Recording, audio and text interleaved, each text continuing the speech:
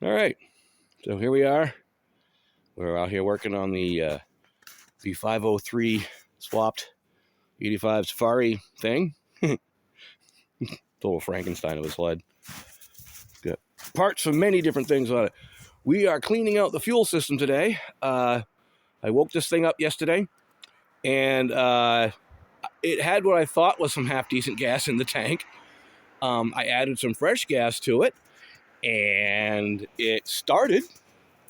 And started second pull, started right up, no problem. It ran and idled.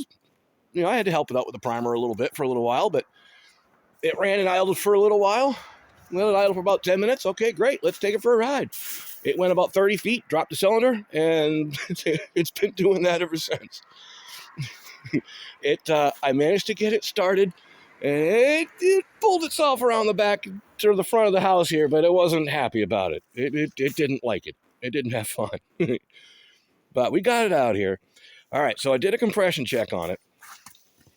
This right here is the cylinder that wasn't firing. And nice fat hot spark, everything looking good, nothing. Won't run on that one cylinder. So we did a compression check. Turns out fine. I got 130 on both cylinders. And we still got nice fat hot spark everywhere. So, we pulled the tank. You had to pull the seat, pull the tank.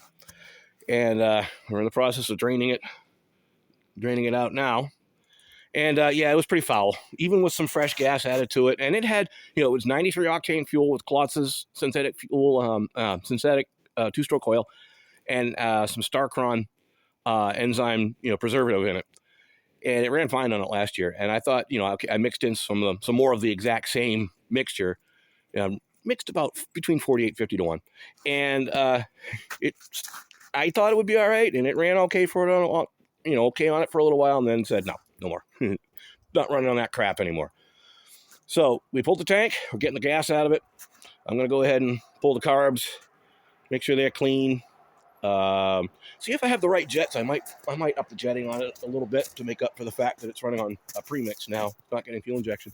But one thing I wanted to demonstrate on here, on these chassis, these late 80s chassis, the Formulas and the Safaris, they're all kind of similar, as far as that, that particular era. One thing that's common on these is for this plate back here to crack, right here. Got it right here. We'll crawl under real quick. And you can, I don't know if the camera's going to get it or not, but you can see it right there. Right there, and over there. And, of course, up on here, too. So, if you have one of these chassis, sorry about the crazy camera work, I'm an old man crawling up off the ground. If you have one of these chassis, or you're thinking about buying one, make sure you check this area out, this back here. Over the years, these get picked up and set on these bumpers back here to keep the track off the ground. It's all in it's all in good faith trying to do the right thing, but unfortunately, it puts a lot of strain, a lot of stress on that bumper, and that's what happens over the years. I've tried to avoid doing that with this one. Put it on a pallet over the course of the summer and hope for the best.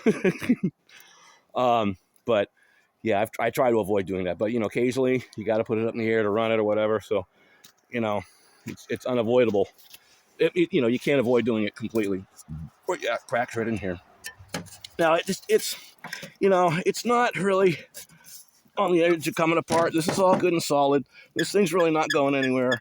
Nothing's going to fall apart because of that. But something to keep an eye out. So this summer I'll be attempting to weld that. I'm the world's worst welder. So, but I'll give it a shot. See if I can do something with that. I do have a Harbor Freight, one of those cheap, flux core type welders. I can use that. So anyway, that's where we're at. The Olympic. I did give you a quick update on this. Pardon my completely destroyed shop here. That's why I don't film much of the work I do, because it's not fun to watch. We're working on an exhaust system. I've got a muffler here I'm going to try and use. We're just going to do the classic, corner, down, out. Maybe put something underneath it to kind of direct the exhaust underneath it.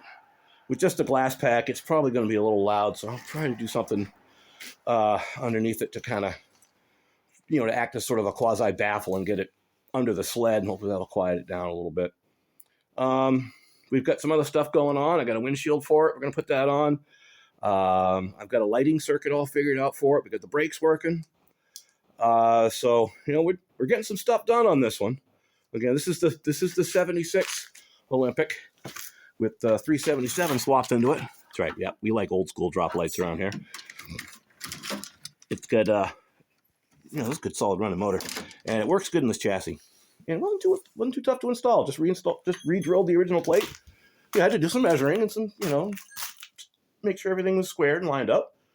But it went right in, and this sled loves this motor. Really likes it. So, good combination. I highly recommend it. You know, I've read on some forums where some guys are like, hey, you know, how can I convert my old 343 type, you know, 340 from, you know, breaker points to CDI? You know, how can I do that? You know, and you stator off some crazy motorcycle. And no, I think the easiest way to do that is to just put a 377 in it. There's your CDI ignition. And with it comes the bonus of a better motor. But anyway, so that's where we're at right now. Just giving you an update. Hopefully in the next few days, we'll have some more videos, more sled stuff. So hopefully you'll come back and check out some more stuff. Thanks for watching. Have a great day.